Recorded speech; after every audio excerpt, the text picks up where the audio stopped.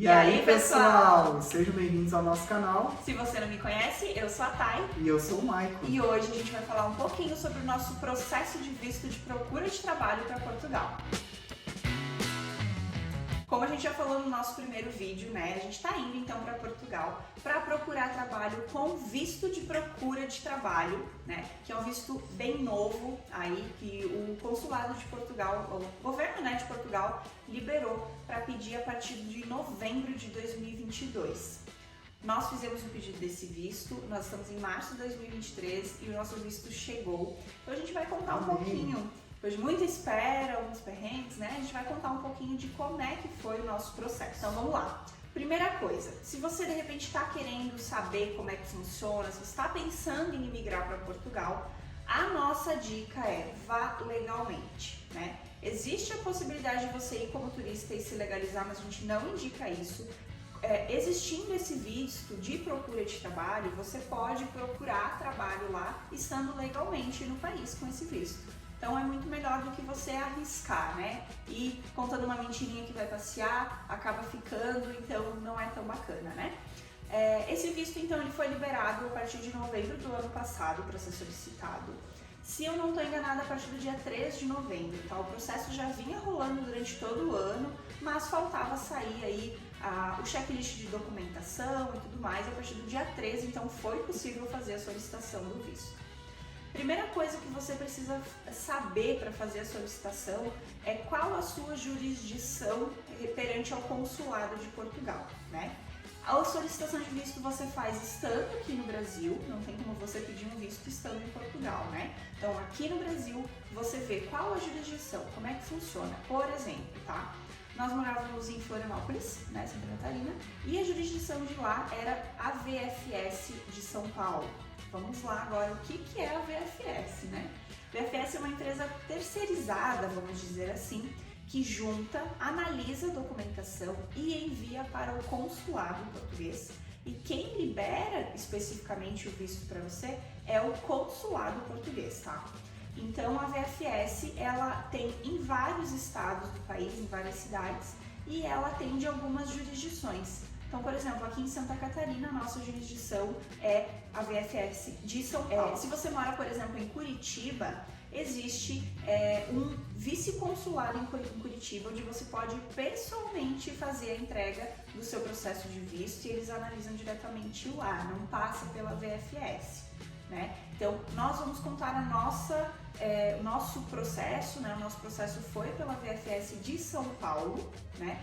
Que foi a nossa jurisdição, e a gente fez o envio de toda a documentação pelos correios e começou a acompanhar através do site da VFS. Então a gente enviou o nosso processo todo pelo correio, e para saber o que você precisa enviar de documentação, existe um checklist no site da VFS. É um documento que você baixa, você tem que imprimir ele, assinar, e lá tem bem certinho qual a documentação que você precisa enviar. Tem alguns casos que você precisa entrar no site, tirar um documento, né? Tem outros casos que são cópia de documento pessoal seu. Tem casos que você precisa fazer a apostila de AIA, que é uma coisa que eu nunca tinha ouvido falar e a gente fez, tá? Para você entender um pouquinho, eu vou falar sobre a apostila de AIA. É como se fosse uma comprovação de que aquele documento é real e válido no território, né? Para que você use também em outros países. Então tem alguns países que tem alguns documentos aí que você precisa fazer a apostila de AIA. No nosso caso foi o certificado de antecedentes criminais, que você emite no site da Polícia Federal, se não estou enganada, e aí você manda para eles com a apostila de AIA, ou seja, o cartório olha o documento, confere se é um documento real, né, e válido, e aí coloca o okzinho deles lá, que é essa apostila de AIA, que é um adesivo que vai para os documentos, comprovando de que aquele é um documento real. E esse documento que você imprime, né, dos antecedentes criminais, ele tem uma validade de 90 dias. No próprio documento ele tem ali embaixo a descrição, ele está dizendo que esse documento é válido por 90 dias após o dia da emissão, né? Exatamente. E aí tem a questão do vários outros documentos, né, que indicam fazer essa apostila de AIA. Por exemplo, se você tem ensino superior, é indicado você pegar o seu diploma e fazer uma apostila de AIA, para que você consiga validar com mais facilidade em Portugal. fora outros documentos que o pessoal também indica fazer, tá? Então, né, para você saber qual a documentação que você precisa juntar, você tem que entrar lá no site da VFS e baixar o checklist atualizado. O que acontece, tá? Esse checklist ele é atualizado de tempos em tempos. De quando a gente fez o pedido lá em novembro até agora, mês de março, teve, se eu não me engano, 2 ou 3 atualizações, tá? De documentações que eles pediram a mais ou algumas documentações que voltar eles pediram atrás, diferente. de volta o que era pedido anteriormente. Então, assim, entra lá, a gente vai deixar o link aqui da documentação certinho do checklist, tá? E ali vai ter bem certinho quantas fotos 3x4 você precisa enviar, porque precisa, cópia de passaporte colorida, enfim, tem tudo ali bem certinho. Essa documentação ela tem que estar na ordem, isso é bem importante, a gente não sabia, ninguém avisou isso lá no site da VFS, porém a gente viu vários vídeos de advogados e de pessoal que presta assessoria para visto e eles nos informaram isso e a gente fez. Então assim, a ordem que está o documento ali no checklist, você vai colocar na pastinha. Não pode colocar grampo, não pode colocar cola, não pode colocar clips, não pode ir nada. Tem que botar o documento uma folha após a outra e as fotinhas vão soltas mesmo dentro do envelope, tá? Falando agora um pouquinho sobre as datas, né? A gente enviou então esse envelope no dia 22 de novembro, tá? Chegou na VFS no dia 23 de novembro, às 11h40 da manhã, a gente recebeu a confirmação do correio, né? Porém, a gente não teve retorno da VFS que o nosso processo tinha chegado lá. E o que acontece, né? Então, no nosso processo, quando a gente fez e encaminhou, a gente pagou mais uma taxa para você receber atualizações por SMS da onde estava o teu processo. Já tinha chegado, não tinha chegado, como é que estava, né? Então, a gente encaminhou para a VFS. No dia 23, os Correios, que a gente também tinha pagado para os Correios ali, né? Correios avisou que já tinha chego e a VFS não tinha avisado nós que tinha chego ainda o documento. Então a gente demorou um tempo, a gente ficou esperando daí para ver se vinha alguma atualização. A gente entrava lá no site, só que para você entrar no site você precisa de um número de protocolo. Quem gera esse protocolo é a VFS. Sem esse número você não tem como consultar o status.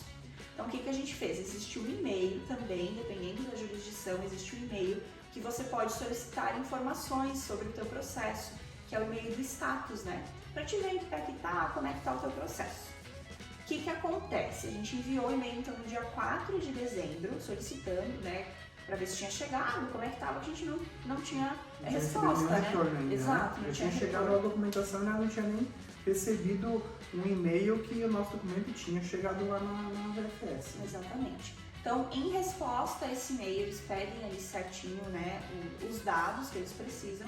Aí sim a gente recebeu o protocolo com o nosso número de processo, né? Esse número de processo, então, foi gerado, a partir daí a gente conseguia consultar, né? No dia 15 de dezembro, o nosso processo ainda estava na VFS e eles pediram, então, uma atualização nossa. O que acontece? Quando foi gerado esse checklist, eles pedem extratos bancários com comprovação dos valores que eles pedem lá, né? A gente enviou o extrato de um mês, que não dizia, até hoje, se não me engano, não pede um tempo específico de extrato. Porém, eles exigem no mínimo 3 meses. Então, se de repente tu vai fazer o teu processo, já envia aí no mínimo 3 meses, né? Da data que você enviou para trás, 3 meses do teu extrato bancário, tá? Eles pediram, a gente enviou, eles pediram por e-mail, a gente enviou por e-mail. Tem uma taxa a ser paga por esse envio por e-mail, senão você tem que enviar pelo correio, não compensa. Então a gente pagou a taxa, encaminhou por e-mail para eles o extrato bancário, né, certinho dos 3 meses. E então foi para o consulado no dia 22 de dezembro. Ou seja, um mês ficou na VFS e aí sim foi encaminhado para o consulado, na semana de Natal e Ano Novo. Só quero deixar um adendozinho aqui, que o que acontece? Quando a gente foi fazer o processo, né, que a gente, não, vamos ir para Portugal então, o que acontece? A gente já comprou e nós já tinha visto vídeos no YouTube que a documentação e o processo para fazer tudo isso estava demorando em média 45 dias, no máximo 45 dias. Para então, outros vídeos, né? Porque esse era para outros vistos, aliás, porque esse era um visto novo e a média para concessão de outros vistos era em torno de 45 dias. Então, para garantir, a gente fez um prazo de 60 dias. E o que acontece? No visto, você não precisa comprar a passagem de ida, você só tem que comprar a passagem de volta, tem que ter garantida, né? Comprada ou reserva. Hoje em dia parece que até a reserva já está bastando, não precisa ser comprada, né? Então, o que acontece? Para nós, para a gente economizar também, né, porque tudo que a gente consegue economizar já é lucro, né, a gente preferiu aumentar o prazo para 60 dias e já comprar a passagem de ida, que estava com preço bom, estava em conta e tal.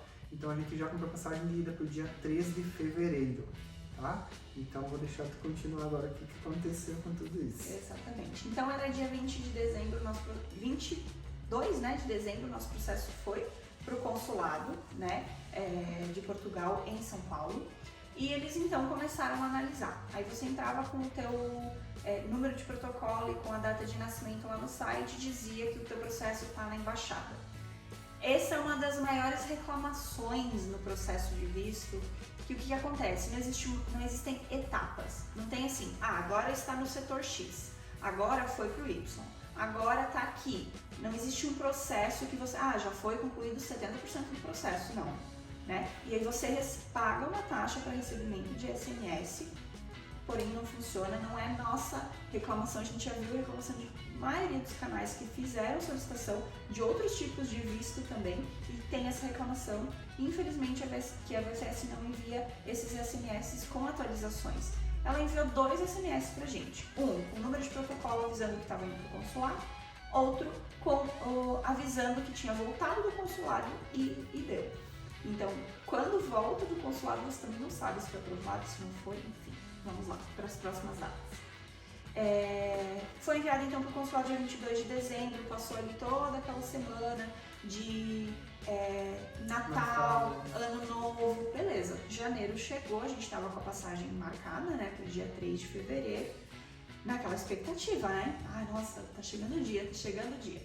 Passou o mês todo de janeiro, a gente não teve retorno, infelizmente a gente teve que cancelar a nossa passagem, nossa hospedagem, que a gente já tinha comprado também.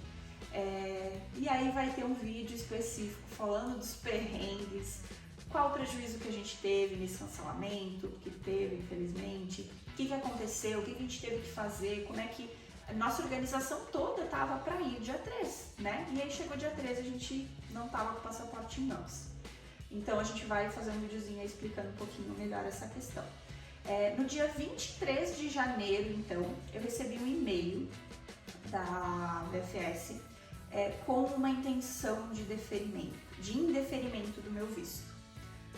Fiquei com o coração na mão, né? E aí eu fui ver o que acontece. Eles mandam essa intenção de indeferimento como um documento onde você assina estando ciente dessa intenção. O que é intenção de indeferimento? Eles estão com vontade de não te dar o visto. Eles estão pensando ali que talvez por algum motivo não é bacana dar o visto para ti. E aí vem especificado o porquê que eles estão pensando em negar o visto para ti, né? E aí você tem que criar uma carta de recurso, né? Você tem que dar os teus motivos do porquê que você acha que eles devem sim te dar esse visto. Então eles mandam, né, esse documento com a intenção de deferimento como motivo e você tem que fazer essa carta de recurso e enviar provas que você acha cabíveis de compor, né, essa tua defesa, né, para que eles, digamos assim, não vou tirar o visto, Taimara. Então, eu, Taimara, acho que vocês têm que me dar assim o visto, por isso, e tá aqui as provas. Eu fiz toda uma carta explicando certinho. No meu caso, eles alegaram insuficiência de valores financeiros. De meios de subsistência, exatamente, que é o termo que eles usam lá. Ou seja, a gente acha que talvez não vai ter dinheiro para se bancar aqui. Aí eu tive que ir lá, mandar o extrato certinho de 6 meses pra cá, informar que sim, que eu tinha o valor em conta e que era mais, inclusive, do que eles estavam solicitando, porque para você solicitar esse visto, você precisa ter 3 meses de salário mínimo português em conta. Não precisa ser em euros, pode ser e é até preferível ser em reais, né? Extrato bancário de conta brasileira. Porém, como eu fazia alguns investimentos de CDB ali simples, dentro, como tem no Nubank, C6, enfim, né? Talvez por isso não estava batendo lá. Então eu fiz uma carta toda explicando certinho como é que, de onde é que vinha aquele valor, explicando certinho, né? E aí... Podia retirar em qualquer momento, que você Exato. de liquidez diária, então o dinheiro estava ali disponível para retirar a qualquer momento, né? Fazer o resgate. Enviei essa defesa, enviei, tipo, na segunda-feira à noite eu recebi o e-mail, na terça de manhã eu mandei o e-mail com a documentação impressa, assinada, tudo bonitinho, e eu fui receber a resposta de que eles tinham recebido na quinta.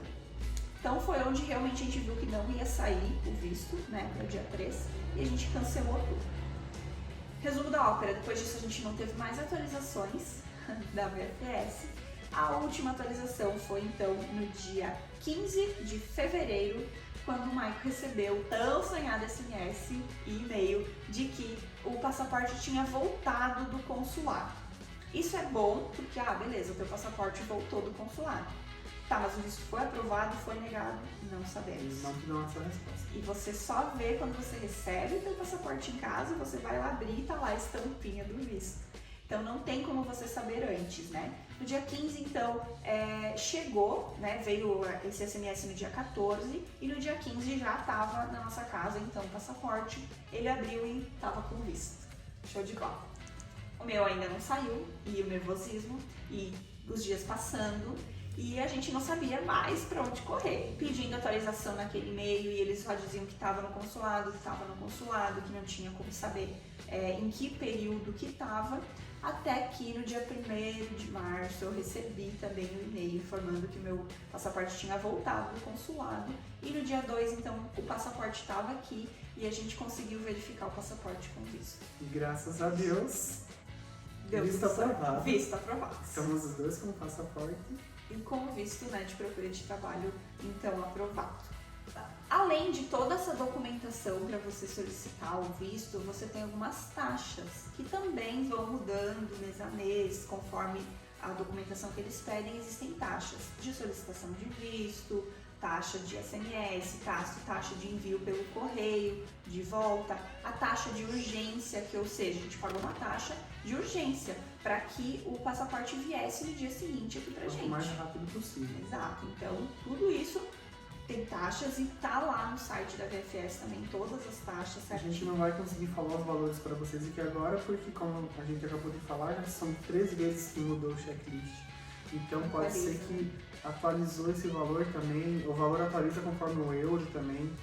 E quando a Taimara mandou aquela parte do indeferimento, hoje já não pode mais mandar assim, simplesmente só você mandar. Você tem que pagar uma taxa para mandar esse indeferimento. Então tá mudando muita coisa. Então, quando vocês forem fazer de vocês, pesquisem, vão na VFS, vê quais os valores que tá, né? Para vocês estarem sabendo do valor atualizado. Exatamente. E assim, muda diariamente. Então, eu juntei todo o processo, já tô com tudo em mãos. Entra lá no site, vê se o checklist é o mesmo, vê se a documentação é aquela mesma, vê se o valor que você separou tá certinho, confere pra você mandar. Aí o que acontece? Eu mandei hoje o meu processo e amanhã mudou o checklist, aí não tem problema. Vale sempre perante a lei o checklist e a documentação do dia que você deu entrada no processo. Então, se no dia 22 estava aquele checklist com aqueles valores, vale aquele, por mais que demore aí talvez mais tempo. Uma coisa que a gente dá de dica que também a gente não sabia, apesar de a gente ter se informado muito, a gente não teve essa informação antes, se você for solicitar um processo de visto de procura de trabalho para Portugal, como a gente fez, se planeje com no mínimo 90 dias de antecedência. Então, leve em conta que é um visto muito novo, que as informações ainda estão chegando dentro do consulado, agora já está começando a andar, porém se programem assim, vou solicitar agora, dia 1º de março, eu vou marcar a minha viagem no mínimo lá para junho, né? Eu acho que seria até interessante você que está fazendo agora, para ter uma margem maior ainda, porque a gente não sabe, daqui a pouco começa a agilizar, melhorar e diminuir esse tempo. Mas faz então com 120 dias, uma coisa bem garantida, tu não vai se incomodar, que a tua programação não vai mudar nada, entendeu? Até porque a gente, quando a gente fez, saímos do emprego, então eu fiquei desempregado, a Taimara também. Então nessa parte aí, esses meses que a gente perdeu praticamente, né, de trabalho, né, se for ver, era um dinheiro que estava entrando a mais, né, para o nosso orçamento, né? Então, se programe melhor, deixa um tempo maior assim para o teu visto. Eu acho que seria bem mais viável, né? Exato. Não tem garantia de que o visto vai ser dado, né? O visto ele é individual, então por mais que você seja, no meu caso do Michael, a gente mora junto, mas a gente não é casado no papel. Cada um solicitou o visto, tá? Surgiu aí uma história de que só um integrante da família poderia solicitar o visto, isso já caiu, tá? Nós dois solicitamos como pessoas solteiras civilmente, né? E a gente conseguiu os dois o visto, cada um vai com visto em específico, separado, né, no seu passaporte. E no seu caso também, se você for, digamos, vou pedir para mim e para minha esposa, pede separado, independente se vocês são casados, cada um tem que comprovar o valor específico, é individual, cada solicitação é individual e para cada pessoa.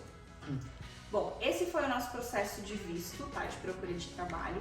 Então, se você ficou com alguma dúvida e de repente a gente pode sanar essa tua dúvida, deixa a tua pergunta aqui nos comentários do vídeo, segue a gente nas redes sociais que a gente vai estar mostrando um pouquinho mais da realidade de Portugal. A gente vai mostrar o dia a dia, a gente vai mostrar como é que vai ser a procura de emprego, como é que vai ser para fazer a documentação de lá, né? Então, a viagem, nascendo aqui, indo para lá, tudo a gente vai tentar documentar o máximo possível. A gente vai deixar os links aqui, tá? Da VFS, para vocês entrar lá, para ficar mais fácil. E siga a gente no Instagram também. Deixa seu like, como a Taimara falou. E vai ter mais vídeo, não se preocupa. Continua acompanhando a gente e até o próximo vídeo. Tchau!